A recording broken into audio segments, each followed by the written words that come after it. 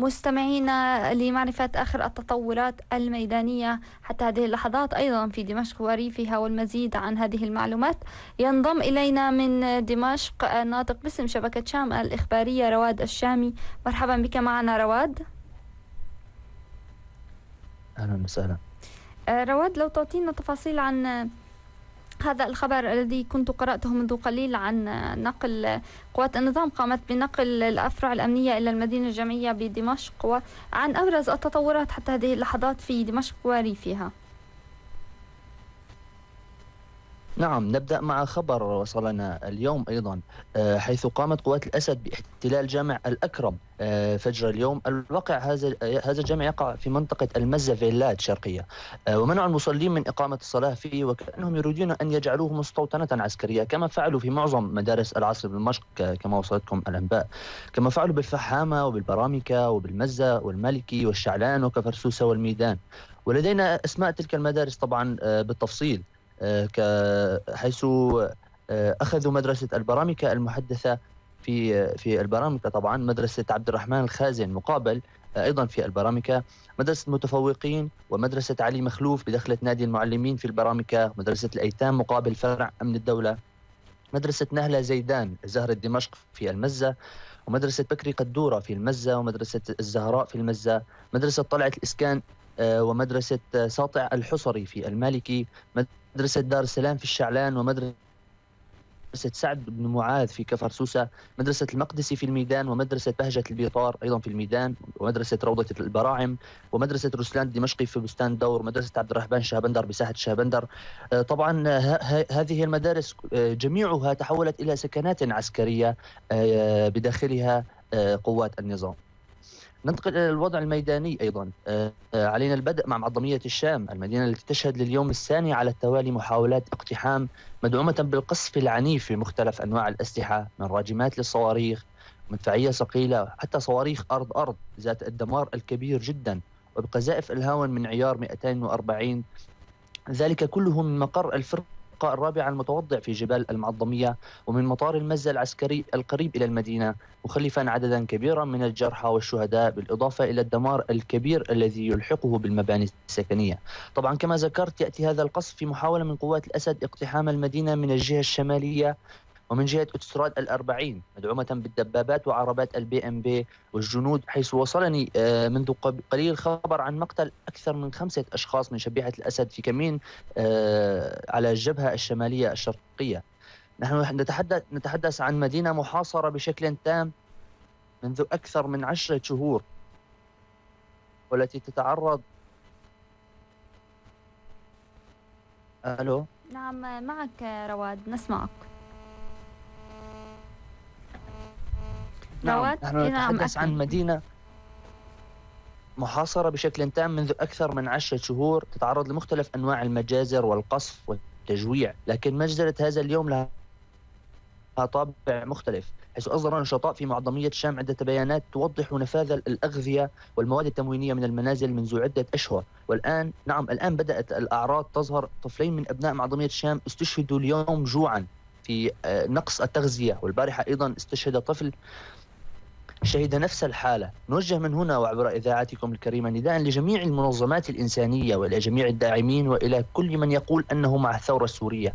الواجب عليكم اليوم دعم المعظمية. مدينة المعظمية تبات بكل ما الكلمة معنى، لكن اليوم ليس فقط بالقصف، اليوم تبات ويموت أهلها من الجوع ومن نقص المواد، إن كانت مواد غذائية أو طبية. مدينة المعظمية محاصرة كما ذكرت منذ أكثر من 10 أشهر، لا دواء ولا طعام، لا شيء يدل على أن هناك حياة في هذه المنطقة. ونحن نقول طبعا كما قال رسولنا الكريم: ما آمن بي من بات شبعان وجاره جائع إلى جنبه وهو يعلم به. اليوم 4 أشخاص سقطوا على أرض معظمية، شهيدان طفلان استشهدوا جوعا بسبب عدم تواجد حليب الأطفال، وشهيدان نتيجة القصف. ننتقل للسيدة زينب التي شهدت اليوم أيضا غارتين من الطيران الحربي، بالإضافة لقصف عنيف من قذائف المدفعية والهاون الذي تعرض لها المدينة من اللواء 58 جنوب العاصمة. نبقى فيه نتحدث عن حي التضامن الذي شهد اليوم أيضا قصفا بقذائف الهاون وسط شباكات على أطرافه في محاولة جديدة ويائسة لاقتحام الحي. مخيم اليرموك الذي استهدف اليوم ب5 صواريخ مصدرها أبراج وقاعة، استهدفت أبنية شارع السلاسيون وتسببت في احتراق أحد المنازل بالتزامن مع إطلاق رشاش الأبراج نيرانه على المنطقة. كما شنت اليوم حملة مداهمات واسعة في حي الفاروق في المزة، وسجل اقتحام العديد من المنازل في محيط المشتل. ويذكر أن قوات الأسد قد أغلقت حاجز مشفى الرازي قبل المداهمات ومنعت مرور سيارات من وإلى المنطقة. تحدث أيضا عن تحركات قوات الأسد بشكل عام. يعني نبدأ مع مدينة القطيفة، والتي شهدت استنفار كافة القطع العسكرية واستنفار كامل لمشفى القطيفة، وتم تخبئة كافة العتاد في اللواء 155 ضمن مغارات وأنفاق في الجبال، وتجهيز قسم آخر لتخبئته في مناطق أخرى. وتم إخلاء مساكن الضباط بنسبة أكثر من 90%. وأنباء عن قيام الفرقة الثالثة بتفخيخ كافة الطرق المؤدية إلى القطع العسكرية خوفا من هجوم لقوات الحر على تلك الفرق. ننوه إلى أن مدينة القطيفة تعتبر أكبر تجمع لقوات الأسد في المنطقة وفي سوريا بشكل عام، حيث تضم قطع عسكرية أهمها الفيلق الأول والفرقة الثالثة، الفوج 14، اللواء 21، اللواء 57، اللواء 92، اللواء 155، واللواء 116، بالإضافة إلى كتائب وألوئة عدة. اليوم أيضا منطقة المرج القريبة من مطار دمشق الدولي شهدت تحركات غريبة بعض الشيء، حيث تقوم قوات الأسد بحفر أنفاق ومخابئ في مطار دمشق، بالإضافة لحفر العديد من الحفر الفردية، مع قيامها بإخراج راجمتين للصواريخ من المطار باتجاه حران العواميد. كما تخرج سيارات وهي فارغة أو تكون محملة بالطعام والشراب مجهولة الوجهة، وهي على الأغلب لتزويد عناصر الأسد المنتشرين في بلدة حران العواميد والغسولة والمصرف، والذين تم إخراجهم من مطار دمشق الدولي في وقت سابق. أيضا شهدت مدينة القطيفة، نعود إلى مدينة القطيفة، اللي شهدت في اليومين السابقين اجتماعات مكثفة لساعات عديدة بين رئيس وأعضاء حزب البعث والجيش الشعبي وقيادة الفرقة والقطاع العسكرية. وتم اتخاذ المركز الثقافي في اليومين السابقين مركزا لهذه الاجتماعات. الغوطة الشرقية بشكل عام شهدت اليوم أحداث عدة، حيث شهدت مدينة جوبر اشتباكات لا زالت مستمرة منذ يوم المجزرة الكيماوية في محاولة من قوات الأسد اقتحام المنطقة وتصدم بطولي لأبطال الجيش الحر، بالإضافة لغارتين جويتين على بلدة يلدا. وعملية قوية نفذها الجيش الحر اليوم، حيث تم بفضل الله توجيه ضربة نوعية لقوات الأسد وعناصر حزب إيران اللبناني ولواء أبو الفضل العباس وغيرها من المرتزقة على الجبهة الشرقية في غوطة دمشق. تم تحرير محطة القطار في بلدة البحارية وتدمير كل مقرات وأماكن تمركز شبيحة الأسد، تحرير نقاط متقدمة على مشارف قرية الجربة، قتل العشرات من شبيحة الأسد وحزب الله الإرهابي وعصابات أبو الفضل العباس، بالإضافة إلى اغتنام العديد من الأسلحة.